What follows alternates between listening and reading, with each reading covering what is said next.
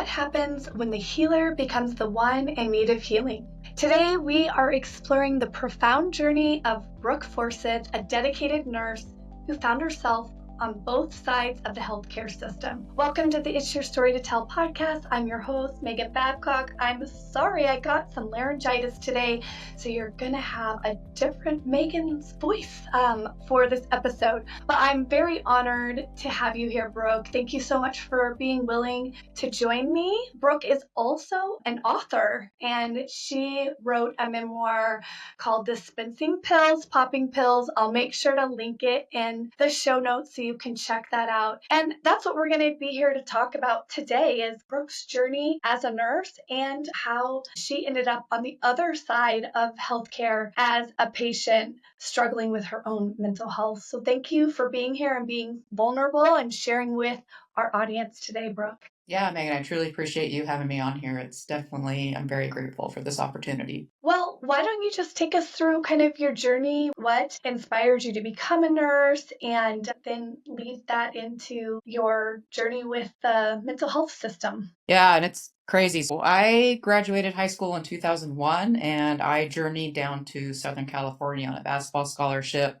totally wanting to be an accountant, which I have no idea where I got that from.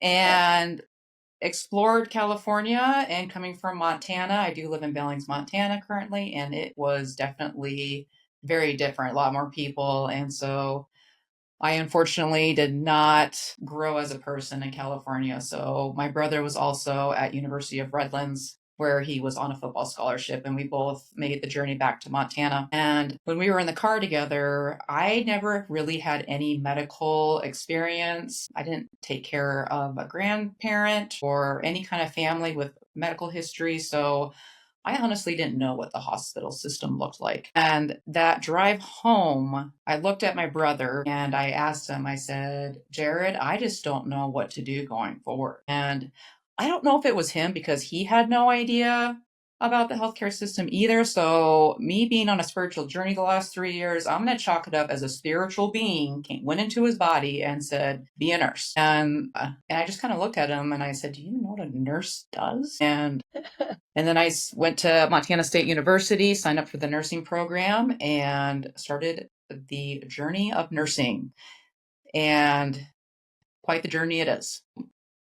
I started in Bozeman, Montana. I did my last 2 years in Billings, Montana, and I did my clinicals at the hospital that I am working at now, and I am still on the same floor since 2006. Wow, that's a long time in one place. Mm-hmm. That says something I think about the community and the connection that you have there, which isn't the case for a lot of people in nursing. Right, and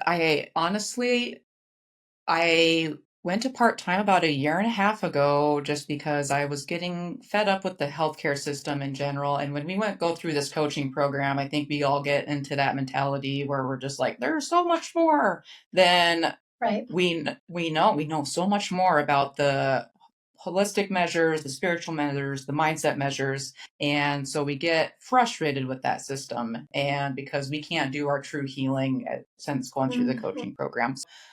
I honestly just went back to full time about a month ago because I feel like I am doing more inside of the hospital and kind of making a little bit of a commotion with how healthcare should be. So, boots on the ground for me.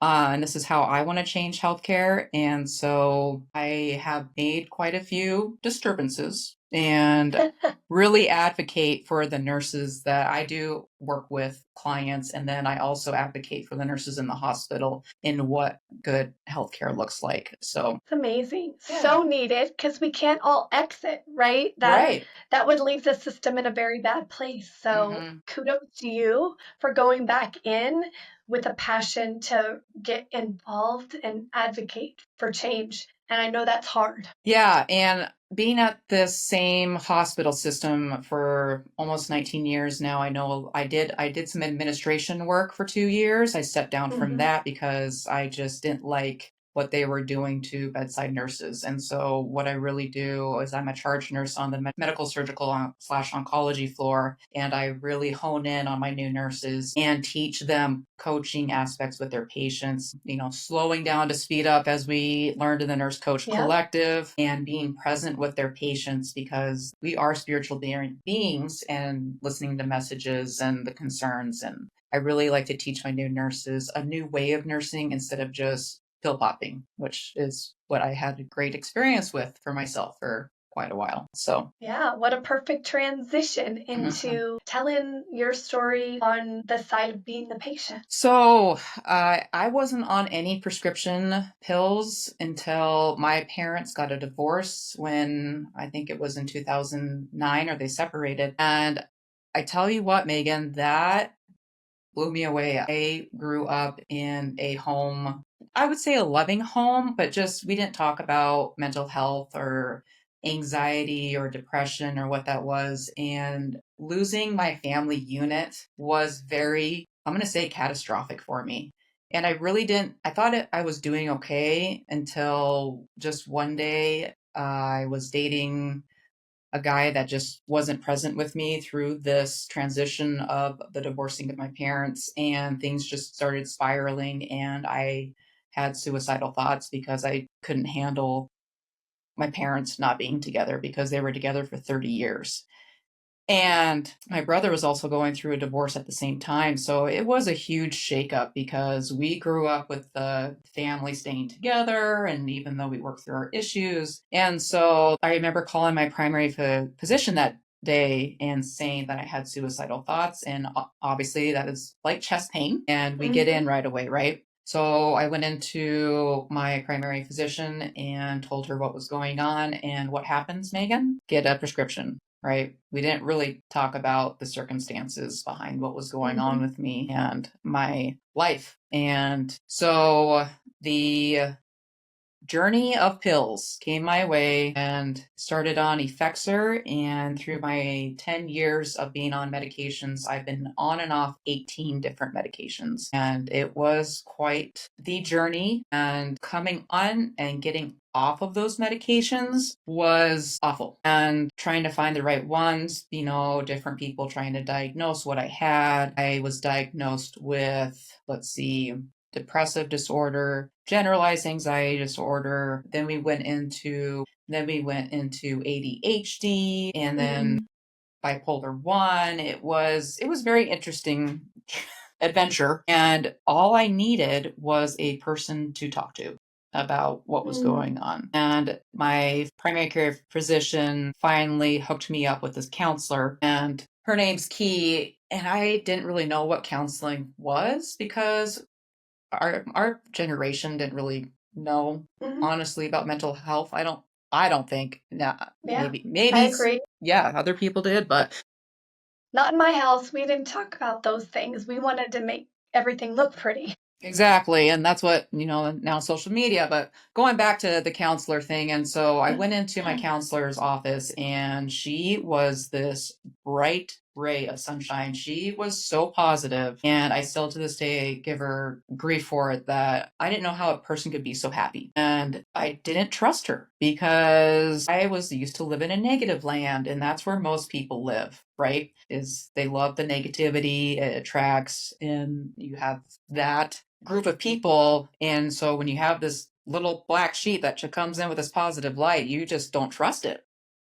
And I did not tell her the truth about stuff for about a year. It took me about a year to unravel everything that I was feeling inside as a kid, on going with a nurse. And she was my saving grace. And that's why I'm here talking with you today, is because of her. So such an impact that one person can have in someone's life, and then the impact you're now having with how you're training nurses to do things differently, to be there for their patients in this holistic way, sharing your story in a book. That's pretty vulnerable and touches so many people's lives. And then being on this podcast, I really appreciate how you have taken your journey and said, I'm going to do something with it. I'm going to make a difference. And I think that's really powerful. Like if you're sitting there in a very dark place, those who are listening, we've been there. Brooke's been there. I've been there. And we were talking about this before we got on to record, that there are so many different things out there that aren't well known or often even offered when you go to your primary care doctor. And so if something's not working for you, we hope that you hear that there are options, and don't stick with something for so long that isn't giving you your desired outcome. You have a dream in your heart. I believe everybody was born with a purpose, and we want to help people find that. And so we're going to come back on this next episode, and I want you to talk about how the journey now helps to inform the work that you do and how it's become your purpose to make a difference. Absolutely.